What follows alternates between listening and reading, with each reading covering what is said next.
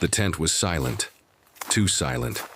In the blackness of a Russian wilderness night, something moved through the darkness. Something massive, something patient, something that had been watching, waiting. Inside the thin canvas walls, a man lay sleeping. A man who had spent 2 decades capturing the beauty of the wild. A man who believed that kindness could bridge the gap between human and beast. A man who thought that respect and experience were armor against nature's violence. A man who, in less than 60 seconds, would learn the most brutal truth the wilderness has to offer. That respect means nothing to a predator. That experience guarantees nothing. That one mistake, one single moment of misplaced confidence, can erase a lifetime of caution. His name was Michio Hoshino, and this is the story of how a single night destroyed everything he had built, everything he loved, and everything he believed in. August 8, 1996. Kamchatka Peninsula, eastern Russia. A place so remote that help is measured not in minutes, but in hours. Sometimes days.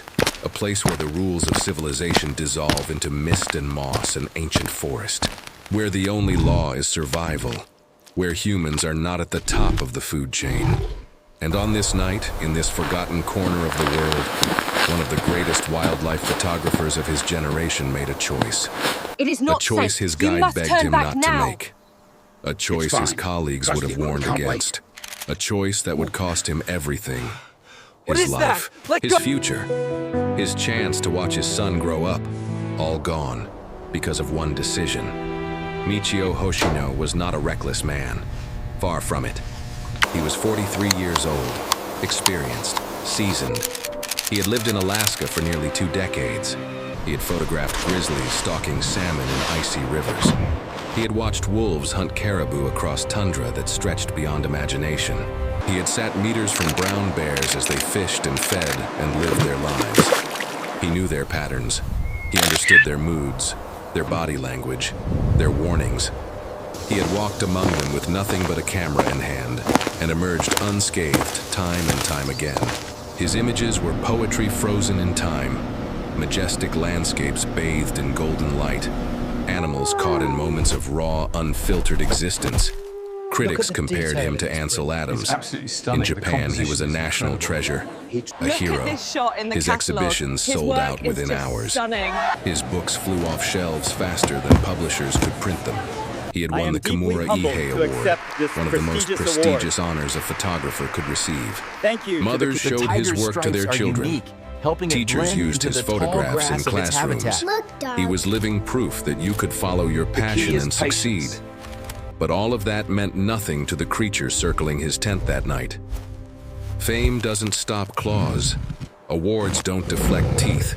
And in the wild, reputation is just another word for arrogance. Let's go back. Let's understand who Michio Hoshino really was. Because to grasp the full weight of this tragedy, to feel the loss that echoed across 2 continents, you must first know the beauty of his life, the dreams that drove him, the love that sustained him, the passion that ultimately killed him. He was born on September 27, 1952 in Japan, a boy with curious eyes and a restless heart. Growing up in post-war Japan, surrounded by concrete and crowds and the relentless push of modernization, young Michio felt something missing. A hunger for open spaces, for silence, for wilderness that existed beyond human control. At 19, while studying economics at Keio University, he stumbled upon a photo book in a library.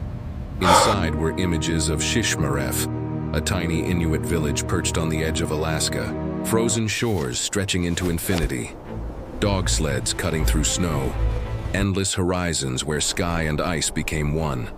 A world so different from the crowded streets of Tokyo that it felt like another planet, like a dream. He couldn't stop staring, couldn't stop imagining what it would feel like to stand in that place, to breathe that air, to witness that emptiness.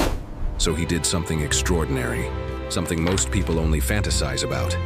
He wrote a letter to the mayor of Shishmaref, a complete stranger in a distant land, and he asked a simple, bold question. Could I come visit? Could I see your world? 6 months passed. Michio had almost forgotten about the letter, almost convinced himself it was foolish. that no one would reply. Then the envelope arrived.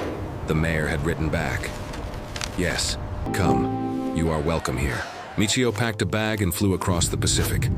He arrived in Shishmaref in the dead of winter. Temperatures far below zero. Wind that cut through clothing like knives. Darkness that lasted 20 hours a day. Most tourists would have fled within a week. Michio stayed for 3 months. He helped fishermen haul nets through holes in the ice. Steady now. He learned to repair sleds. He listened to elders tell stories in languages he didn't understand but somehow felt in his bones. And he photographed everything. The light dancing across frozen waves. The faces of people who had lived in harmony with brutality for generations. The dogs that were more than pets, they were survival partners. Let's move. By the time he returned to Japan, his path was carved in stone. He would become a photographer. Not just any photographer, a nature photographer. Someone who could show the world the wild beauty most people would never see. Someone who could be a bridge between civilization and wilderness. After graduating from Keio University, he worked as an assistant to Kojo Tanaka, a respected wildlife photographer in Japan. He learned the craft from the ground up. The patience required to wait hours, sometimes days, for a single perfect shot. The timing needed to capture a moment that would never repeat. The art of disappearing into the background so the world could unfold naturally before his lens. But Japan felt too small, too tame, too controlled. The wilderness there had been cataloged, photographed, documented 1,000 times over. He needed something bigger, something untouched, something that still held mystery. So in 1978, he made another bold move. He enrolled at the University of Alaska Fairbanks to study wildlife management. He wasn't just chasing beautiful pictures anymore. He wanted to understand the animals he photographed, their behaviors, their ecosystems, their struggles for survival in environments that killed the weak without mercy. Alaska became his home, his sanctuary, his cathedral. He met a woman named Naoko. She understood his obsession with the wild. Just as the fog she didn't try to change him or tame him. They fell in love. They married. They had a son, Shoma, a beautiful boy with his father's curious eyes. Michio built a life in Fairbanks, a quiet life, a balanced life, a life built around long expeditions into the wilderness, followed by warm returns to a family that loved him unconditionally. His days were spent tracking caribou migrations across hundreds of miles, waiting for the perfect light over Denali, sitting motionless in the rain as wolves passed within feet of his camera, so close he could smell their wet fur. His nights were spent developing film in his darkroom, writing in journals about what he'd witnessed, planning the next trip. He was living the dream, and he knew it. He told Naoko often, so incredibly "I am the luckiest man alive." Right here with you. She would smile and kiss his forehead. "Just come home," she'd say. "Always come home." But Michio had a philosophy that set him apart from other wildlife photographers, a belief system that made his work transcendent but also made him vulnerable. He believed in closeness, not just physical proximity, but emotional connection. He didn't hide in blinds with telephoto lenses, shooting from hundreds of yards away like most professionals. He walked closer. He knelt closer. He breathed the same air as the animals he photographed. His colleagues marveled at his images. Bears so close you could count the whiskers on their snouts. Wolves staring directly into the lens with eyes full of intelligence and something almost human. Caribou mid-leap, their muscles rippling beneath fur, shot from angles that seemed impossible. How did he get so close? How did he not get mauled? How did he not get killed? His friend, photographer Kim Hecox, once said, "Hoshino respected nature and all beings so much that he practically bowed before clicking the shutter." Michio believed that if you approached animals with kindness, with reverence, with genuine love, they would sense it. They would feel your intentions. They would tolerate you, maybe even accept you as a temporary part of their world. It was a beautiful idea, a romantic idea, an idea rooted in spirituality and hope. And for 20 years it worked. Bear after bear, wolf after wolf. He walked away unharmed. His portfolio grew. His reputation soared. He became proof that you could coexist with predators. That mutual respect was possible, until one night in Kamchatka proved that belief was a lie, a deadly, seductive lie. Now let's talk about the animal, the thing that killed him. The Kamchatka brown bear, a subspecies of brown bear found only in the Russian Far East. These are not the grizzlies of North America. They are larger, heavier, more aggressive, more unpredictable. An adult male can weigh over 1,400 pounds, 1,500 in a good year, stand 10 feet tall on its hind legs, 11 feet if it stretches. Their paws are the size of dinner plates. Their claws are 4 inches long, curved like scythes, sharp enough to tear through flesh and bone and sinew with a single swipe. Their bite force exceeds 1,200 pounds per square inch, enough to crush a human skull like an eggshell. They are apex predators, absolute kings of the Kamchatka wilderness, and they fear nothing, not wolves, not humans, not death itself. Kamchatka is bear country, the most concentrated population of brown bears anywhere on Earth. Some estimates put the number at over 20,000 bears in a region the size of California. Curiel Lake, where Michio was headed, is especially famous. Every summer, thousands upon thousands of sockeye salmon swim upstream to spawn, and the bears gather. Dozens of them, sometimes over 100, fishing in the shallows, gorging themselves on fat, rich salmon, preparing for winter, gaining hundreds of pounds in just a few months. For a wildlife photographer, it's paradise, a once-in-a-lifetime opportunity. For anyone who forgets the danger, who lets their guard down even for a moment, it's a death trap. In early August 1996, Michio traveled to the South Kamchatka Federal Wildlife Reserve. He wasn't alone. 3 Japanese cameramen accompanied him. They were making a documentary about his work, filming the master photographer in action, capturing behind-the-scenes footage of how he worked, how he moved, how he thought. Their guide was Igor Ravenko, a local bear expert and researcher from the Kamchatka Nature Management Department. Igor knew the area intimately. He knew the bears. He knew which ones were safe to approach and which ones were ticking time bombs. He knew the risks. And from the moment they arrived at Cape Siushk, near a remote hunting lodge called Travyanoi, he was on edge. Something felt wrong. They set up camp. The first few days went smoothly, better than smooth. They were perfect. Michio photographed bears fishing in the crystal-clear waters of Curiel Lake. The cameramen captured stunning footage of him in action, crouched low among the rocks, moving with slow, deliberate grace, getting closer than any sane person would dare. The bears ignored him, or seemed to. They continued fishing, eating, living. Everything was going according to plan. The weather was good. The light was magical. The shots were incredible.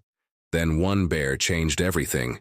It was a large male, bigger than the others, darker fur, scarred muzzle, and it behaved differently. Most bears, when they detect humans, either flee immediately or keep a respectful distance. This one didn't. It continued fishing even when Michio approached within 20 meters. 15, 10.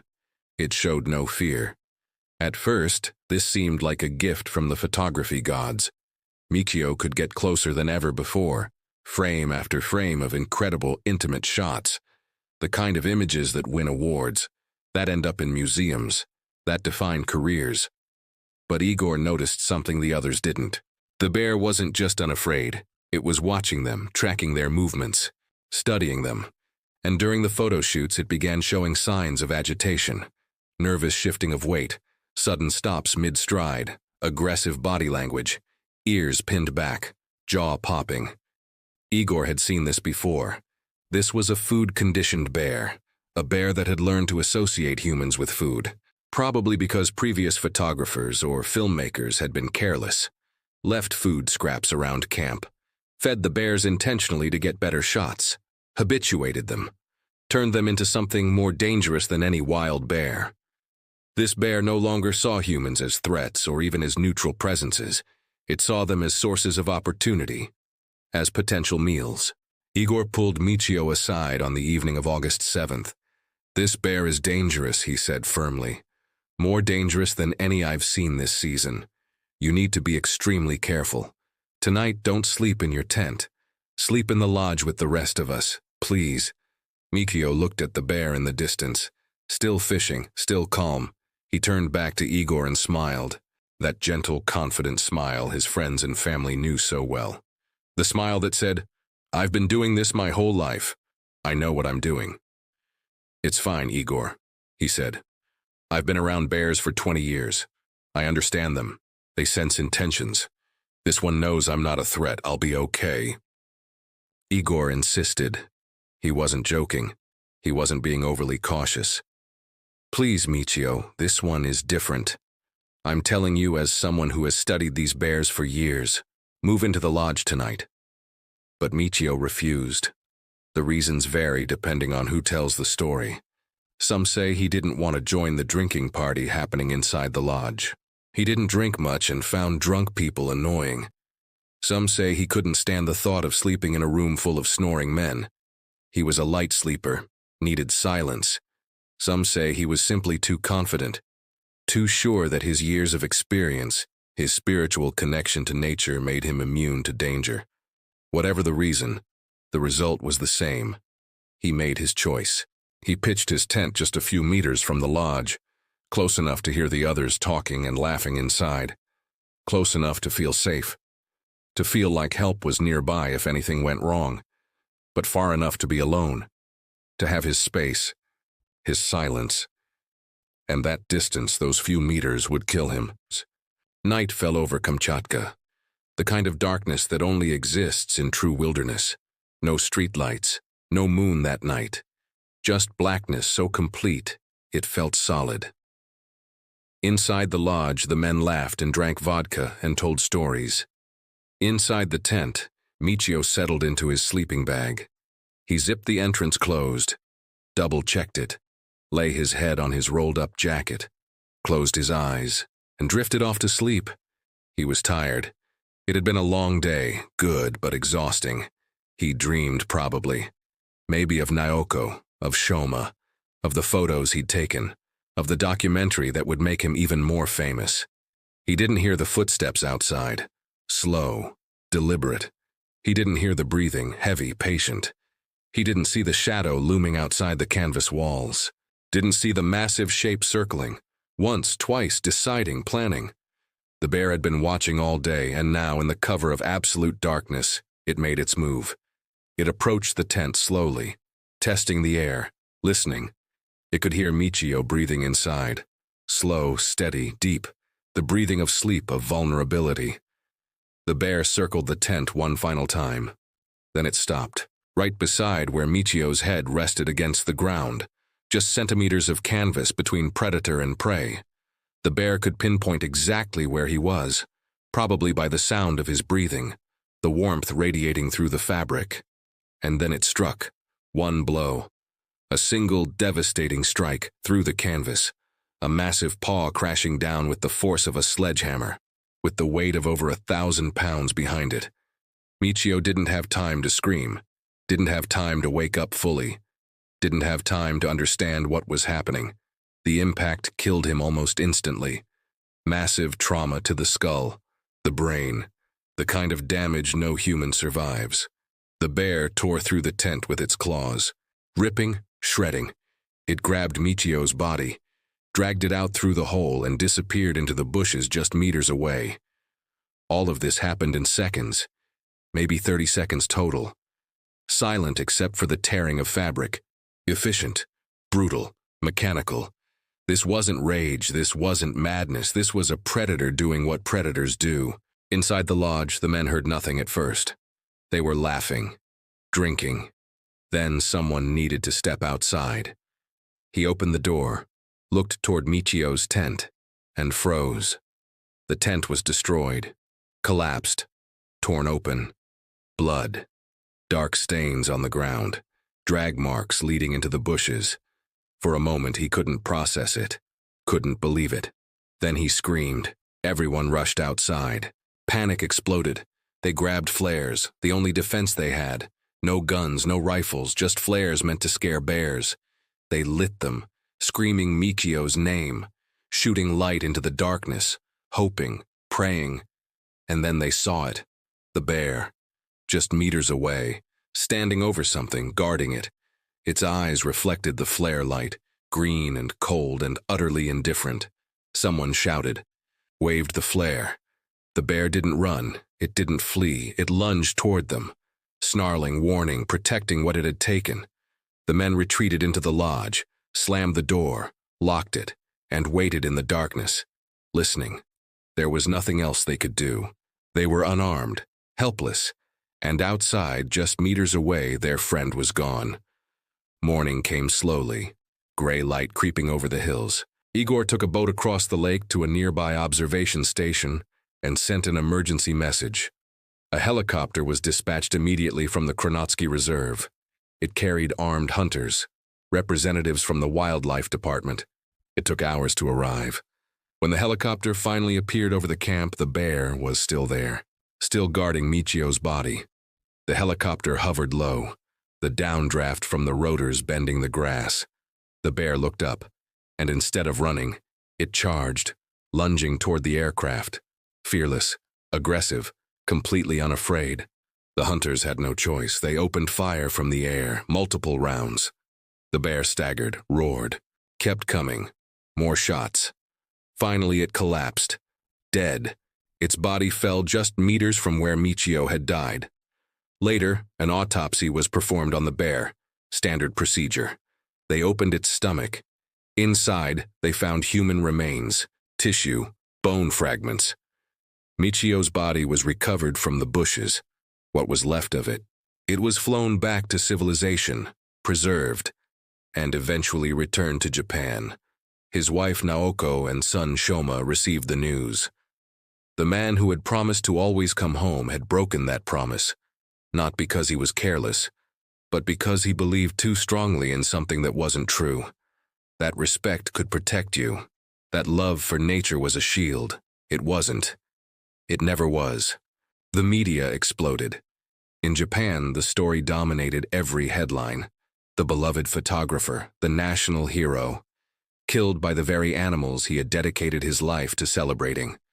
Some called it tragic irony. Others called it inevitable. Online forums filled with debates. Was he reckless? Was he a martyr? Was he simply unlucky? Environmentalist Igor Shpilinok later explained that the bear had almost certainly been food conditioned by previous photographers and filmmakers, people who broke the rules, who fed bears to get better shots, who created a monster without realizing it. And Michio paid the price for their mistakes. Years later, a fake photo spread online. It showed a bear entering a tent in broad daylight. The caption claimed it was Michio Hoshino's last photo, taken moments before his death. It went viral, shared millions of times, but it was a complete lie. The image was created for a Worth 1000 Photoshop competition where people made fake, last photos. Michio died at night, in total darkness. There was no camera running, no final shot, no last image. Just a man, a tent, and a predator. The fake photo caused immense pain to his family, to people who knew the truth. But the internet doesn't care about truth. It cares about drama. In the years since, tributes have poured in from around the world. A memorial plaque was placed at Kurile Lake where he died. A memorial totem pole was raised in Sitka, Alaska, on August 8, 2008, exactly 12 years after his death. In 2021, the Alaska legislature honored him with an official citation, recognizing his breathtaking contributions to wildlife photography and his role in helping people understand and appreciate Alaska's wilderness. His books continue to sell. His images continue to inspire new generations of photographers. Museums display his work, but his family continues to grieve.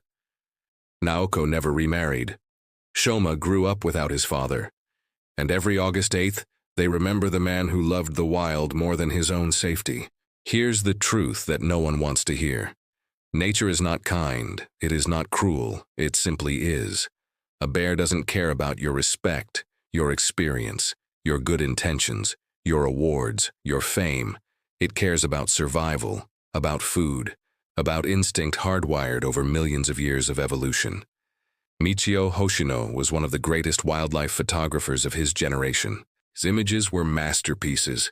His dedication was absolute. But in that final moment, none of it mattered. He was prey. The bear was a predator. And nature played out exactly as it always does. The strong survive. The weak, or the careless, or the unlucky, die. That's the reality of the wild. That's the price of closeness.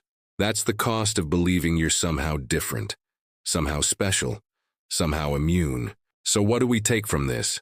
Is the lesson to stay away from wilderness? To never venture into wild places? To give up on conservation and photography and connection with nature? No, absolutely not. The lesson is simpler and harder. Respect is not enough. Love is not enough. Caution is not optional. And when someone who knows the danger better than you do, someone who has spent years studying the very animals you're photographing, tells you to move into the lodge, you listen. You don't smile and brush it off. You don't assume you know better. You listen. Because the wild doesn't forgive. It doesn't give second chances.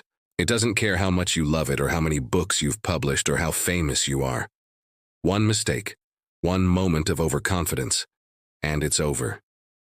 Michio Hoshino died doing what he loved. People say that as if it's comforting, as if it makes the tragedy beautiful somehow. But he didn't have to die. That's what haunts me. That's what should haunt everyone who hears this story. He didn't have to die. If he had slept in the lodge that night, he would have lived. He would have finished the documentary, flown home to Fairbanks, hugged Naoko and Shoma, developed his photos, published another book, lived another 40 years, watched his son grow up, become a grandfather, but he didn't, because he made one choice. One bad choice based on 20 years of good luck. And the wild reminded him, in the most brutal way possible, that luck eventually runs out. On a dark night in Kamchatka, in a forgotten corner of the world, the wilderness took back one of its greatest admirers. Not out of malice, not out of cruelty, simply because he stopped being careful. And in the wild, that's all it takes. One moment, one mistake, one night. The tent was silent, too silent. And when the sun rose the next morning, Michio Hoshino was gone.